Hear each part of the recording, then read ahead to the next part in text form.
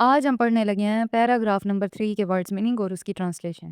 Freedom آزادی، licence منمانی یا بے لگامی، بیہیو برتاؤ کرنا، ارسپیکٹیو آف بلا لحاظ پرواہ کیے بغیر، انٹرسٹ مفادات، رسپانسبلٹی ذمہ داری، ریسٹ آن یو آپ پر عائد ہے، آن دی کنٹریری اس کے برعکس، یونائٹیڈ متحد، ڈسپلنڈ منظم، ریکوائرڈ مطلوب، کنسٹرکٹیو اسپرٹ تعمیری جذبہ، ملیٹنٹ اسپرٹ جنگی جذبہ، رن اے گورنمنٹ حکومت چلانا۔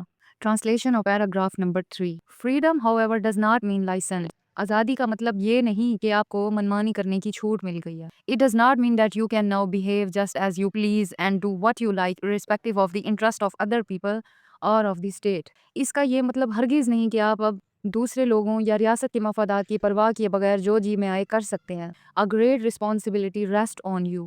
آپ پر ایک بڑی ذمہ داری عائد ہوتی ہے۔ And on the contrary, now more than ever it is necessary for us to work as a united and disciplined nation۔ اور اس کے برعکس اب پہلے سے کہیں زیادہ ضروری ہے کہ ہم ایک متحد اور منظم قوم کی طرح کام کریں۔ What is now required of us all is constructive spirit and not the militant spirit of the days when we were fighting for our freedom۔ اب ہم سب سے جو کچھ مطلوب ہے وہ تعمیری جذبہ ہے، نہ کہ وہ جنگی جذبہ جو آزادی کی جنگ کے دنوں میں تھا۔ It is far more difficult to construct than to have a militant spirit for the attainment of freedom۔ آزادی کے حصول کے لیے جنگی جذبہ رکھنے سے تعمیر کرنا کہیں زیادہ مشکل ہے۔ It is easier to go to jail or fight for freedom than to run a government۔ جیل جانا یا آزادی کے لیے لڑنا آسان ہے بجائے اس کے کہ حکومت چلائی جائے۔ Difficulties مشکلات، overcome قابو پانا، dangers خطرات، lie ahead سامنے ہیں، thwarted ناکام ہو کر، prevent روکنا، establishment قیام، enemies دشمن، weaken کمزور کرنا، destroy تباہ کرنا، holocaust خون ریز قتل عام، uprooted جڑ سے اکھڑا ہوا یا بے گھر، rehabilitation بحالی، unfortunate بدقسمت، stricken in body and soul جسمانی اور روحانی طور پر زخمی، well established state اچھی طرح سے قائم شدہ ریاست۔ Let me tell you something of difficulties that we have overcome and of the dangers that still lie ahead۔ میں آپ کو ان مشکلات کے بارے میں کچھ بتاتا ہوں جن پر ہم نے قابو پایا ہے اور ان خطرات کے بارے میں جو ابھی بھی ہمارے سامنے ہیں۔ Thwarted in their desire to prevent the establishment of Pakistan, our enemies turned their attention to finding ways and means to weaken and destroy us۔ Pakistan کے قیام کو روکنے کی خواہش میں ناکام ہو کر ہمارے دشمنوں نے ہمیں کمزور اور تباہ کرنے کے طریقے تلاش کرنے کی طرف توجہ دی۔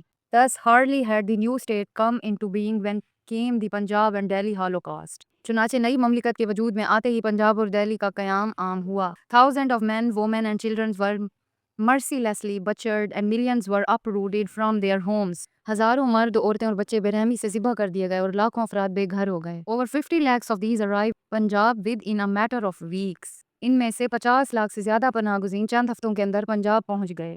The care and rehabilitation of these unfortunate refugees, stricken in body and in soul, presented problems which might well have destroyed many as well as established state۔ ان بدقسمت پناہ گزینوں کی دیکھ بھال اور بحالی نے جو جسمانی اور روحانی طور پر زخمی تھے ایسے مسائل پیش کیے جو کسی بھی اچھی طرح قائم شدہ ریاست کو تباہ کر سکتے تھے۔ But those of our enemies who had hoped to kill Pakistan at its very inception by these means were disappointed۔ لیکن ہمارے وہ دشمن جو ان ذرائع سے پاکستان کو اور اس کے آغاز میں ہی ختم کرنے کی امید رکھتے تھے مایوس ہوئے۔ Not only has Pakistan survived the shock of that upheaval, but also it has emerged stronger, more chastened and better equipped than ever۔ Pakistan نہ صرف اس افراتفری کے صدمے سے بچ گیا بلکہ پہلے سے کہیں زیادہ مضبوط، زیادہ سنورا ہوا اور بہتر طور پر لیس ہو کر ابھرا۔